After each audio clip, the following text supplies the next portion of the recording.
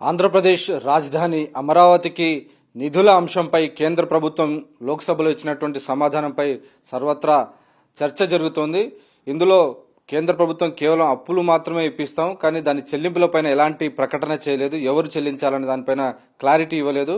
So ఈ అంశంపై మనతో మాట్లాడేందుకు ఆ ప్రశ్న అడిగినటువంటి ఎంపీ గురుమూర్తి మనతో ఉన్నారు. మీరు క్లియర్గా ప్రశ్న అడిగారు, అమరావతికి సంబంధించిన నిధులకు సంబంధించిన ప్యాటర్న్ ఏంటి, ఎవరు కట్టాలి, సో ఎలాంటి సమాధానం వచ్చింది?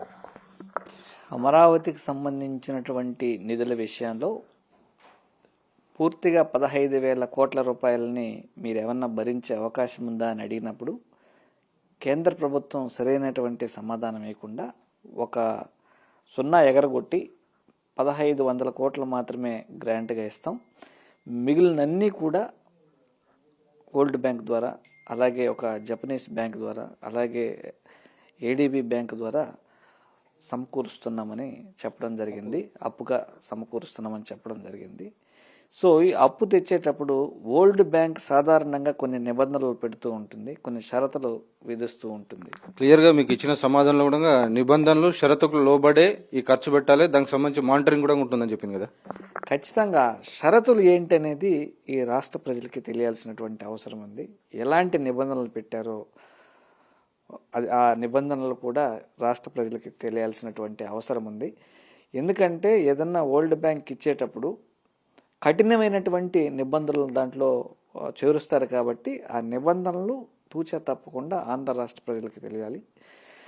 అలాగే దీని రీపేమెంట్ ఎలా చేస్తే, ఇప్పుడే అప్పుల భారంతో కుంగిపోయినటువంటి ఆంధ్ర రాష్ట్రం మీద మరిన్ని అప్పులు తీసుకొచ్చి పెడుతున్నారు.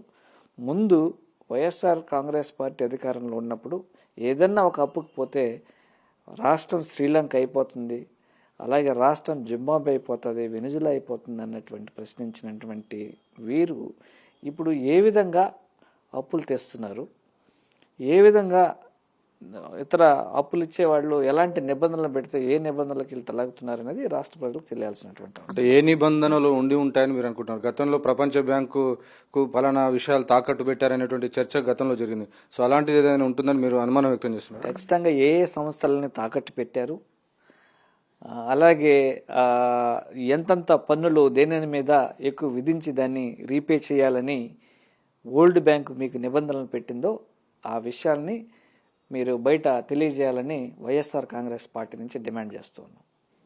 దాంతోపాటు మరొకటి మానిటరింగ్ మెకానిజం అనేది ఒకటి ఏర్పాటు చేస్తున్నారని కూడా అందులో క్లారిటీగా చెప్పారు. సో అలాగే రీపేమెంట్ షెడ్యూల్కి సంబంధించినటువంటి విషయంలో కూడా క్లారిటీ లేదు. రీపేమెంట్ షెడ్యూల్ విషయంలో ఖచ్చితంగా క్లారిటీ లేదు, మనకు తెలుస్తూనే ఉంది. వాళ్ళు ఇచ్చినటువంటి సమాధానంలో ఖచ్చితంగా అది రేట్ ఆఫ్ ఇంట్రెస్ట్ ఏ విధంగా ఎంత చెల్లించబోతున్నారు, ఏమన్నా అలాగే ఏ సంస్థల మీద అధిక భారాన్ని మోపపోతున్నారు, అలాగే దీని 20 సంవత్సరాలు పెట్టారా, 10 సంవత్సరాలు పెట్టారా, ఎందుకంటే తర్వాత రాబోయే గవర్నమెంట్ల మీద అధిక భారం పడుతుంది కాబట్టి ఈ నిబంధనలు కానీ ఈ రీపేయింగ్ ప్యాటర్న్ కానీ ఖచ్చితంగా రాష్ట్ర ప్రజలకు తెలియాల్సినటువంటి అవసరం ఉంది. కానీ వాళ్ళు తెలుగుదేశం ప్రభుత్వం కానీ మిగిలినటువంటి వారందరూ చెప్తున్నారు ఇదంతా కేంద్ర ప్రభుత్వమే భరిస్తుంది, మాకేం సంబంధం లేదు, వాళ్ళే కడతారు అనేది అంటున్నారు. కానీ ఇక్కడ చూస్తేనే క్లారిటీ మిస్ అయింది కదా. వాళ్ళు చెప్పేది సంపూర్ణంగా అబద్ధం. ఇది మొత్తం రాష్ట్ర ప్రభుత్వం మీదనే, అలాగే రాష్ట్ర ప్రజల మీదనే ఈ భారం మొత్తం పడుతూ ఉంది. వాళ్ళు క్లియర్గా మెన్షన్ చేయడం జరిగింది, ఖచ్చితంగా ఇది లోను రూపంలో మాత్రమే ఇస్తున్నాము ఆంధ్రప్రదేశ్ రాష్ట్రానికి. ఆ లోను రావడానికి మేము మల్టీలేటరల్ ఏజెన్సీస్ ద్వారా అసిస్టెన్స్ ఇస్తున్నామని చెప్పారు. అంతేగాని ఆ డబ్బంతా కడతామనేసి కేంద్ర ప్రభుత్వం ఒప్పుకోలేదు. వాళ్ళ 15,000 కోట్లు మీరు ప్రొవైడ్ చేస్తున్నారంటే వాళ్ళు మనకి ఇచ్చినటువంటి సమాధానం ఏంటి? కేవలం 1,500 కోట్లు మాత్రమే స్పెషల్ అసిస్టెన్స్ కింద ఇస్తున్నాము, మిగిలింది మొత్తం కూడా రాష్ట్ర ప్రభుత్వమే భరించవలసి ఉంది. దీనికి కట్టినటువంటి నిబంధనలు ఉన్నాయి, అలాగే కొన్ని షరతులు విధించున్నారు. ఖచ్చితంగా ఆ షరతులు ఆ నిబంధనలు ఏంటి అనేది ఈ రాష్ట్ర ప్రజలకు తెలియాల్సినటువంటి అవసరం ఉంది. ఇప్పుడు ప్రభుత్వం చెప్తున్న లెక్కల ప్రకారం దాదాపు 34,000 కోట్లు ఖర్చు అవుతుంది అంటారు. కేంద్ర ప్రభుత్వం చెప్తుంది 10% of the total project cost not exceeding the 1,500 crores. అట్లా అని చెప్పినా కానీ 3,000 కోట్లు కూడా రావట్లేదు, ఓన్లీ 1,500 కోట్లకే పరిమితమైంది కదా. వారు చెప్పేది ఏంటంటే మేము ముందునే, అంటే ఇంతకు ముందునే రాజధాని డెవలప్మెంట్ కోసమని ఆల్రెడీ 2,500 కోట్ల రూపాయలు మేము ఇచ్చేస్తున్నాము. దాని తర్వాత ఈ 15,000 కోట్ల రూపాయలు ఏదైతే ఉందో మ్యాక్సిమం కాస్ట్ దీంట్లో కేవలం 10% మాత్రమే గ్రాంట్గా ఇస్తుంది, అది కూడా స్పెషల్ అసిస్టెన్స్ కింద.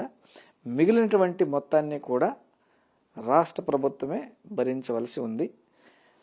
అలాగే దీనికి విధించినటువంటి నిబంధనల ద్వారా ప్రజల మీద ఇంకా పెనుభారం పడబోతుంది.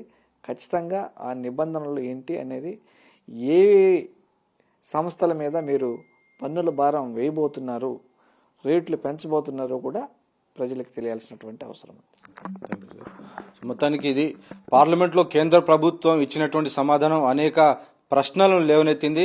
నిజానికి ఈ తీసుకొస్తున్నటువంటి అప్పులకు తాము కేవలం ఫెసిలిటేటర్ గానే వ్యవహరిస్తామని కేంద్ర ప్రభుత్వం చెప్పింది. సో అప్పుల చెల్లింపులకు తామే బాధ్యత వహిస్తామనేటువంటి విషయాన్ని చెప్పకపోవడంతో ఖచ్చితంగా రాష్ట్ర ప్రభుత్వం పైనే దాని భారం పడేటువంటి అవకాశం ఉందని వైఎస్ఆర్ కాంగ్రెస్ పార్టీ అంటుంది. సో ఈ నేపథ్యంలో ఈ అప్పుకు విధించినటువంటి షరతులేంటి, నిబంధనలేంటి, ఏ ఏ సంస్థలను తాకట్టు పెట్టారు, దీనికి సంబంధించినటువంటి అన్ని విషయాలు కూడా బయటపడాల్సినటువంటి అవసరం ఉందని వైఎస్ఆర్ కాంగ్రెస్ పార్టీ డిమాండ్ చేస్తోంది.